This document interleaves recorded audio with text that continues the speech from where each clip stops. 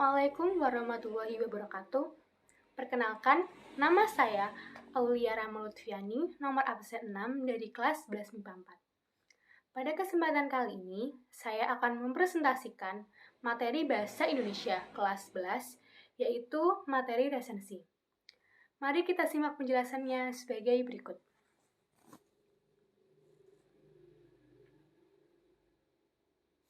Sebagai sebuah awalan, mari kita akan membahas mengenai pengertian resensi. Apa sih itu resensi? Kata resensi berasal dari serapan bahasa Belanda recensie atau bahasa Latin recenseo yang berarti memeriksa kembali, menimbang, ataupun menilai. Sedangkan Saryono menjelaskan pengertian resensi sebagai sebuah tulisan berupa isai dan bukan merupakan bagian suatu ulasan yang lebih besar mengenai sebuah buku. Isinya adalah laporan, ulasan dan pertimbangan baik buruknya, kuat lemahnya, bermanfaat tidaknya, benar salahnya, dan argumentatif tidaknya buku tersebut.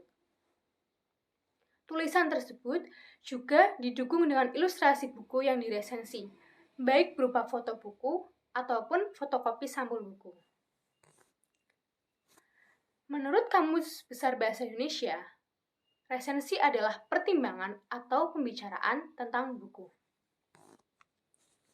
Sehingga dapat disimpulkan dari pengertian di atas bahwa resensi adalah kupasan atau pembahasan tentang buku yang menjelaskan isi buku, baik kelebihan maupun kekurangan.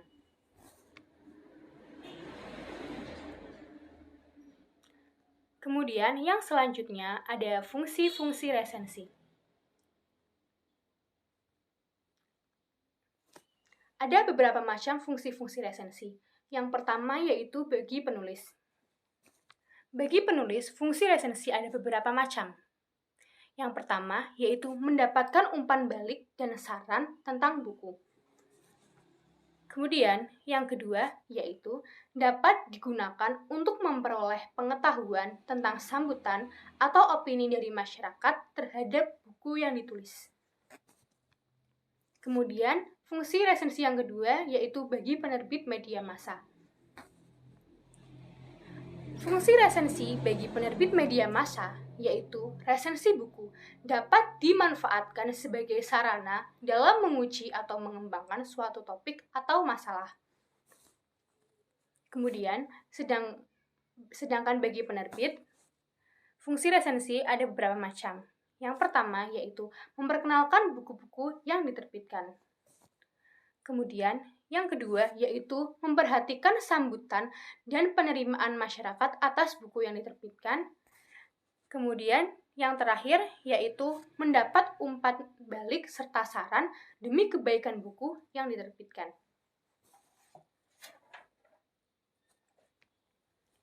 Kemudian, yang kedua ada tujuan-tujuan resensi. Tujuan resensi sendiri juga ada beberapa macam. Yang pertama yaitu membantu pembaca untuk paham gambaran serta penilaian sebuah hasil karya ringkas. Kemudian yang kedua yaitu menimbang agar buku memperoleh perhatian dari orang yang belum membaca buku. Kemudian yang ketiga yaitu memahami kelebihan dan kelemahan karya yang diresensi. Yang keempat yaitu memahami latar belakang serta alasan sebuah karya dibuat. Kemudian yang kelima yaitu memberi masukan pada pembuat karya berupa kritik dan juga saran.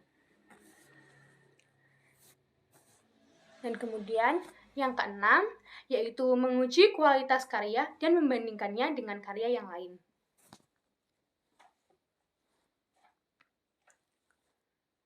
Selain tujuan resensi, di sini saya juga akan mempresentasikan jenis-jenis resensi. Jenis resensi dibagi menjadi 3 macam. Yang pertama yaitu ada resensi informatif.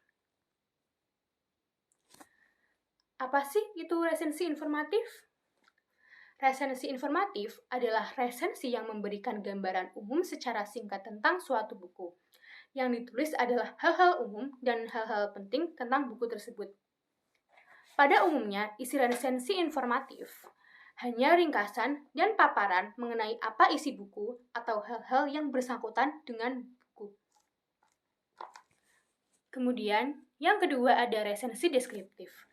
Resensi deskriptif adalah resensi yang membahas secara detail setiap bagian atau babnya.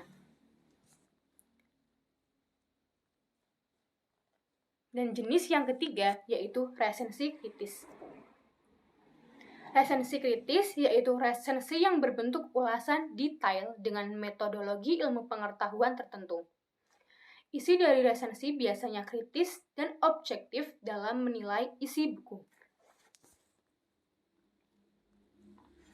Kemudian yang kelima, ada unsur-unsur resensi.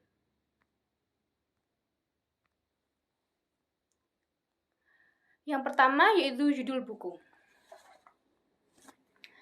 Judul resensi harus sesuai dengan keseluruhan isi resensi. Selain itu, judul yang menarik juga akan memberikan nilai lebih tersendiri.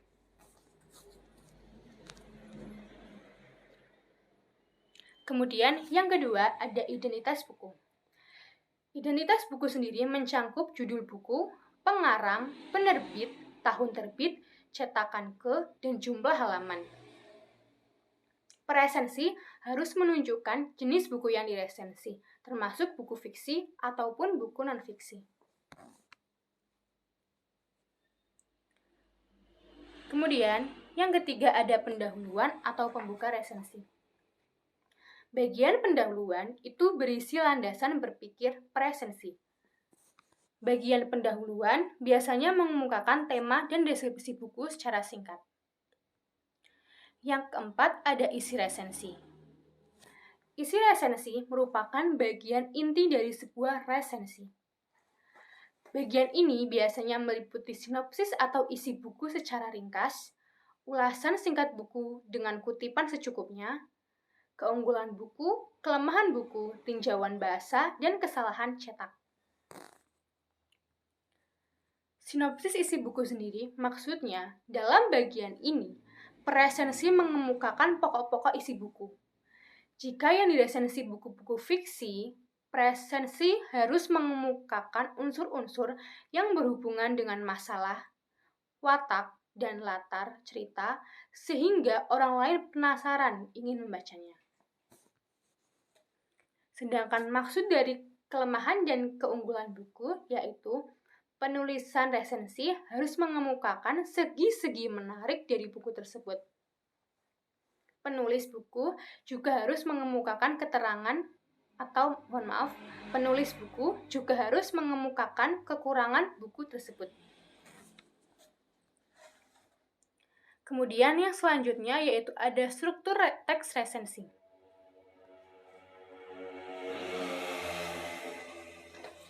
Yang pertama yaitu identitas.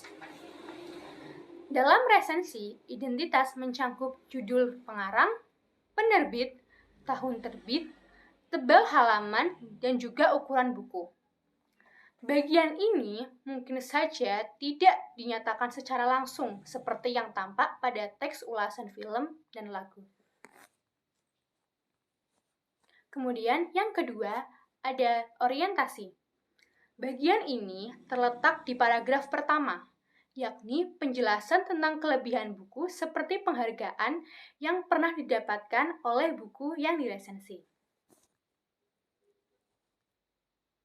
Kemudian, yang ketiga ada sinopsis.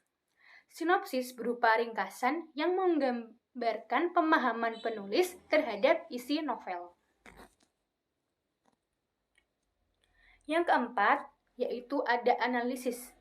Analisis sendiri itu berupa paparan tentang keberadaan unsur-unsur cerita seperti tema, penokohan, dan juga alur.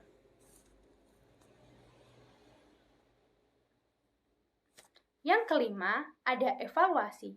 Evaluasi sendiri itu berisi paparan tentang kelebihan dan kekurangan suatu buku yang diresensi.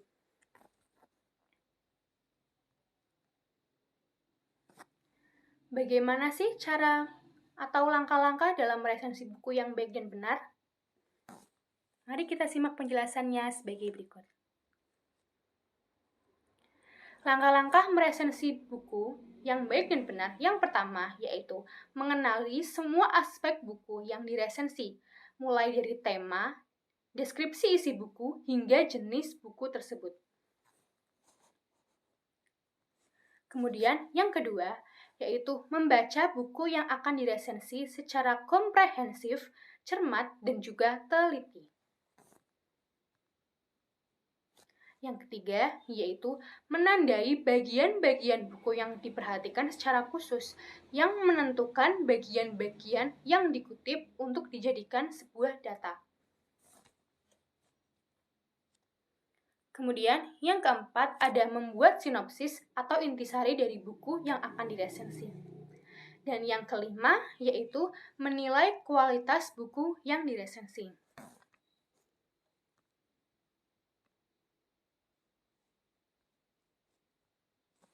Meresensi buku juga ada manfaatnya loh. Apa saja? Mari kita simak penjelasannya sebagai berikut. Manfaat resensi.